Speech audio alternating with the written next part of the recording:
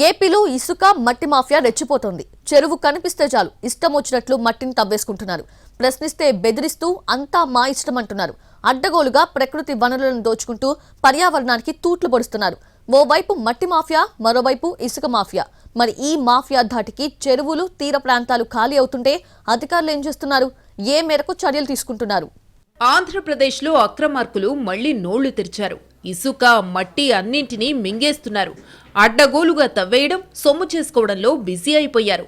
ఓవైపు గోదావరి తీరమంతా ఇసుక మాఫియా దందా నడుస్తుండగా, మరోవైపు తూర్పుగోదావరి జిల్లా గోకవరం మండలంలో మట్టి మాఫియా చర్యలకు చెరువులు ఖాళీ అవుతున్నాయి. తూర్పుగోదావరి జిల్లాలో మెట్ట ప్రాంతమైన రాజానగరం, జగ్గంపేట నియోజకవర్గాల పరిధిలో పెద్ద సంఖ్యలో గతంలో చెరువులుండేవి. అత్యధికంగా ఈ చెరువుల ద్వారానే పంట సాగు చేసేవారు. ప్రస్తుతం ఇక్కడ మట్టి మాఫియా రెచ్చిపోతోంది.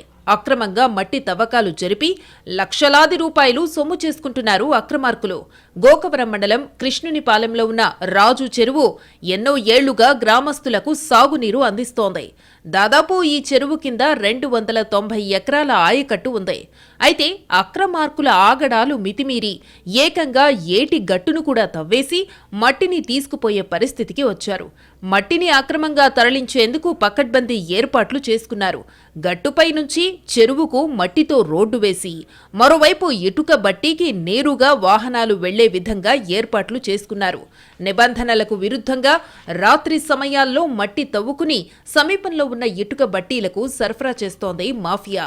మరోవైపు కడియంలో ఉన్న నర్సరీలకు సైతం గోకవరం ప్రాంతంలో లభ్యమయ్యే నాణ్యమైన మట్టి అవసరం కావడంతో లారీ మట్టిని అత్యధికంగా 16,000 రూపాయలకు అమ్ముకుని సొమ్ము చేసుకుంటున్నారు. కూటమి ప్రభుత్వం వచ్చిన తర్వాత ఈ రాజ చెరువు అయితే ఉందో, ఈ కూటమి నాయకులందరూ కలిపి అక్రమంగా మట్టి తోలడం జరుగుతుంది. పగలు రాత్రి లేకుండా లక్షల్లో దాన్ని టర్నోవర్గా బయటికి తోలడం జరుగుతుంది. గతంలో కూడా ఆప్ చేసాం. అయినా సరే వీళ్ళు ముందుకు ఇదే ధోరణిలో వెళ్తున్నారు. అలాగే ఎంఆర్ఓ గారికి, కింద ఉన్న డిపార్ట్మెంట్కి అంతే కంప్లైంట్ ఇచ్చాం. వారు సానుకూలంగా దీన్ని స్పందించి దీన్ని ముందుకు తీసుకెళ్తారని కోరుకుంటున్నాం. అలాగే ప్రభుత్వంలో చాలా అక్రమాలు, అన్యాయాలు జరుగుతున్నాయి. నిబంధనల ప్రకారం చెరువులో తవ్వకాలు జరిపినా కేవలం ఏటిగట్టు పటిష్టతకు మినహా మిగతా ఏ రకమైన అనుమతులు మట్టి తరలించేందుకు ఉండవు. అయితే ఇక్కడ పరిస్థితి భిన్నంగా ఉంది. ఏటిగట్టును సైతం బలహీనపరిచి మట్టిని తరలించుకుపోతున్నారు.